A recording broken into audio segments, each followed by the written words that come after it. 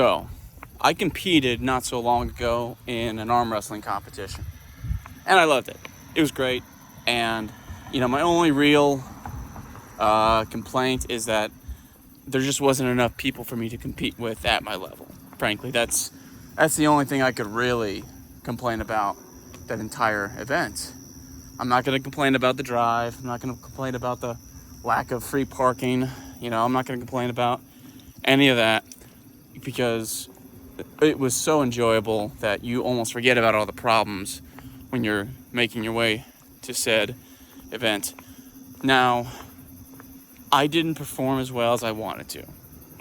I think most people can admit that they did not perform as well as they would have desired to perform in any activity for the first time, frankly. And, I can go ahead and blame it on a lot of things. I could blame it on the fact that was the first time ever that I actually was at a tournament arm wrestling table, like the table you use in tournaments and competitions, that are regulation, right? And this is my first time ever doing that. And I frankly had almost no recent activities involving actual arm wrestling.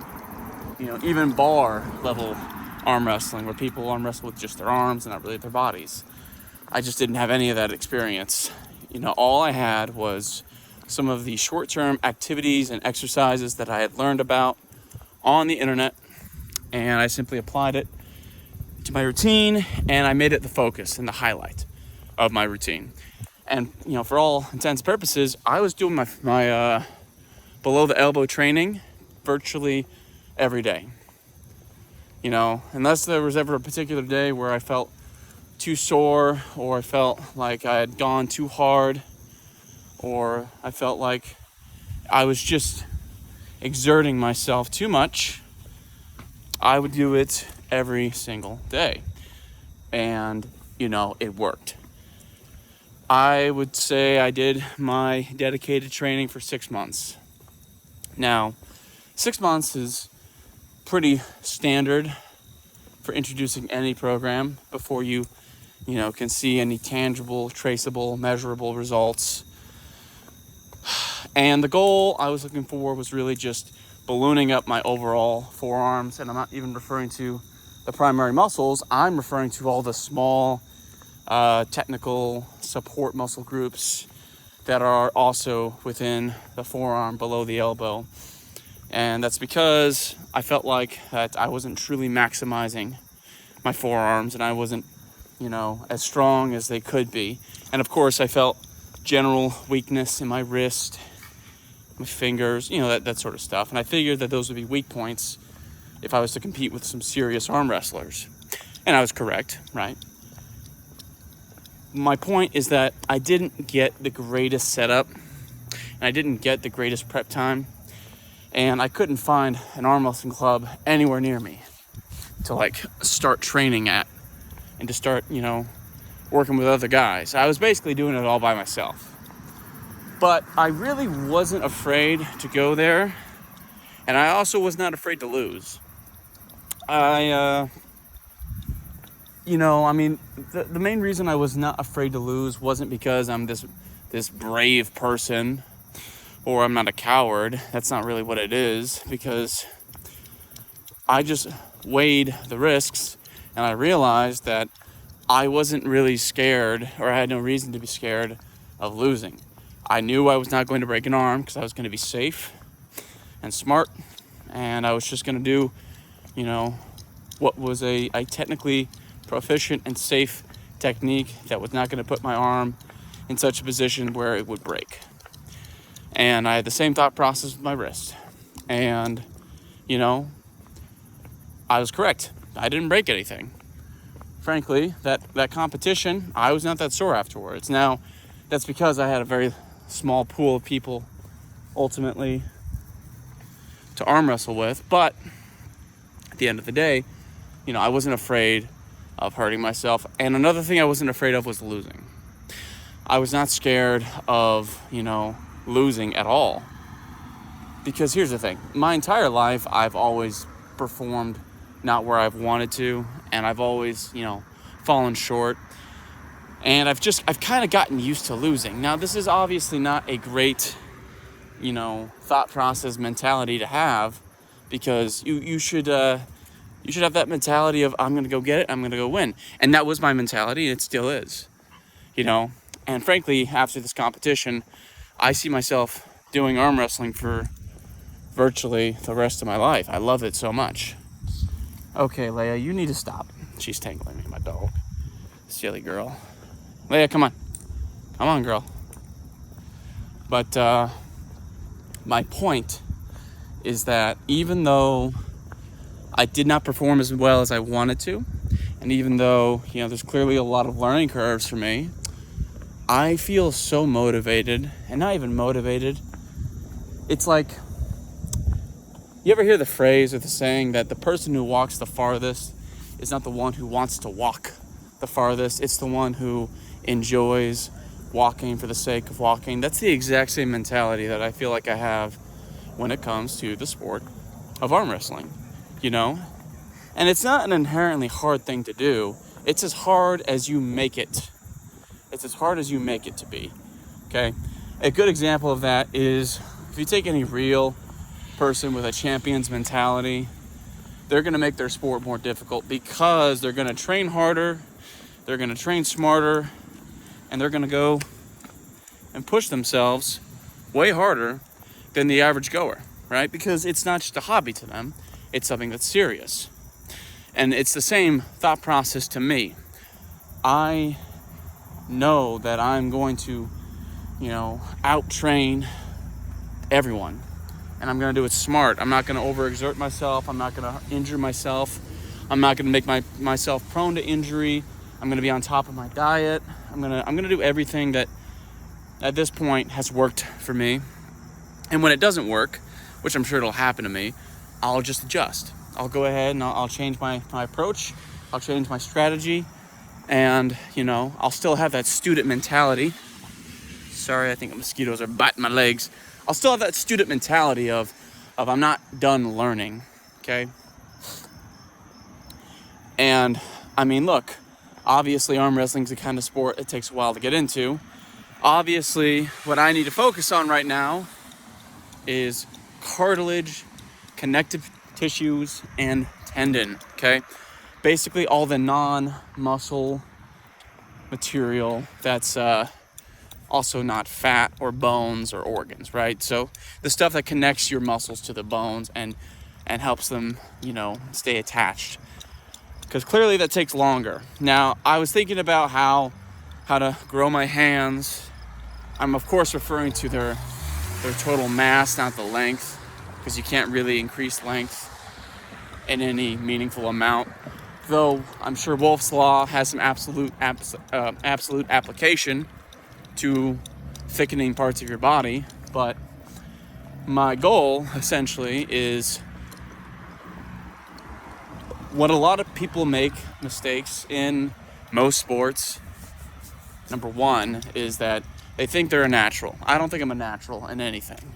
I don't think I'm a natural in any sport or any physical activity whatsoever, okay? In fact, I feel like just the average Joe, and that's okay with me. I'm okay with not being the best.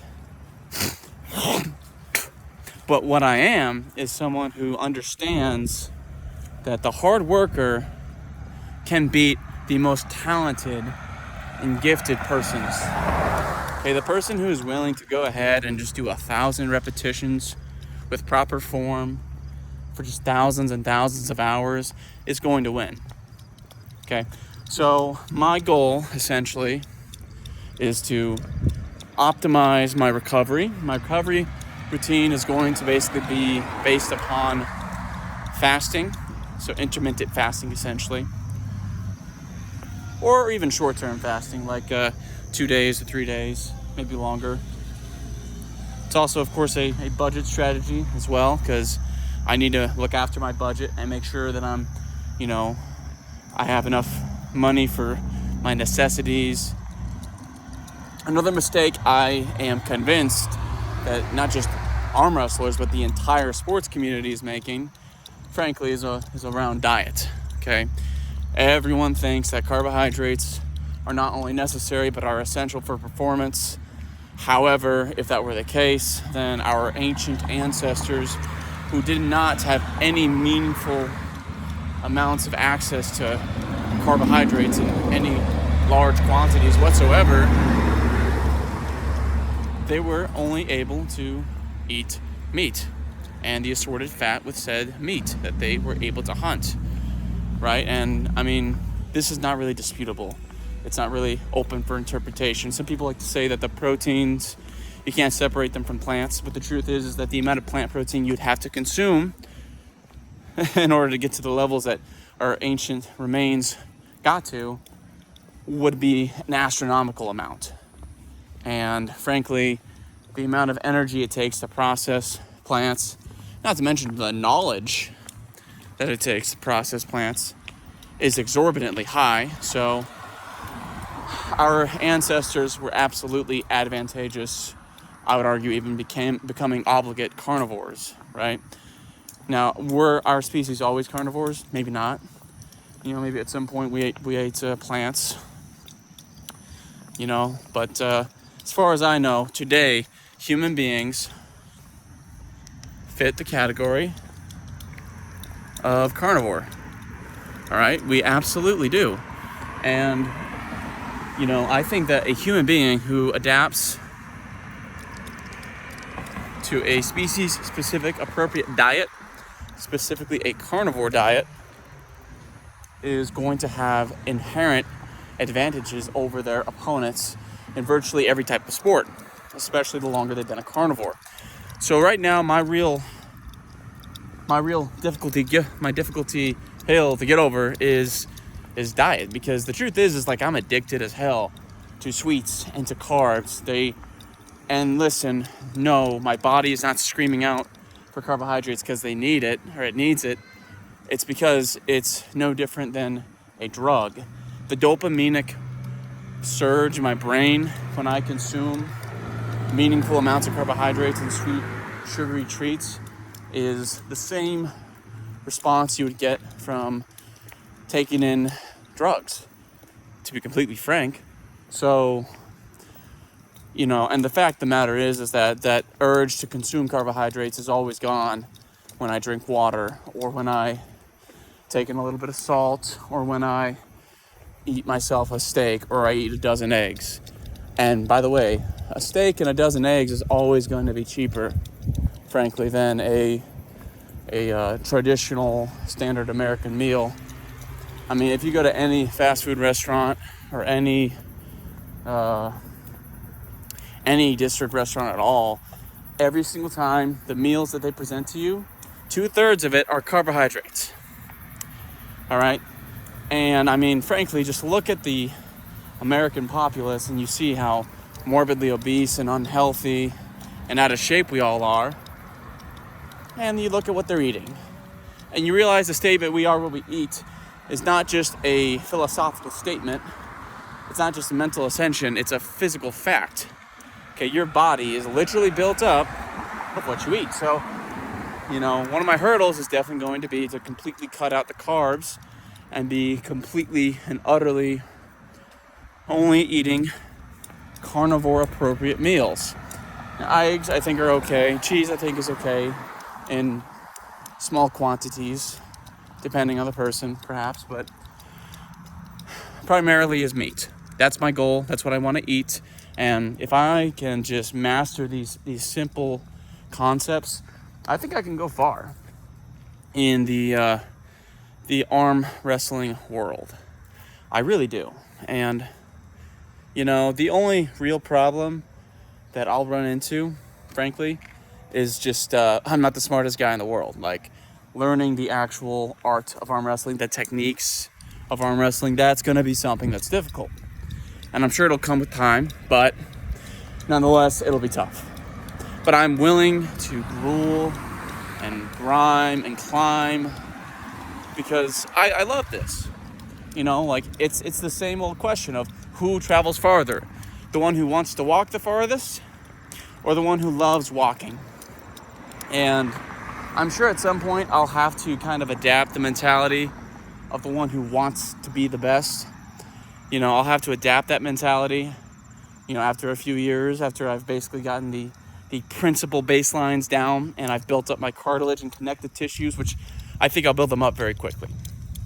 I think I'll build them up exorbitantly quickly from just constant, never-ending repetition and you know, proper nutrition intake and very high amounts of protein. Okay. My next competition I'll be participating in, most likely, this is upcoming September 26th, I believe, and I'm pretty sure that's happening in Kansas City, though that is to be determined. But this is what I've decided that I'm going to dedicate myself to physically.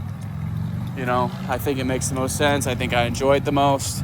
It has that fighting, combat-esque dopaminic surge in my brain, so that's what I want. That's what I'm willing to go after.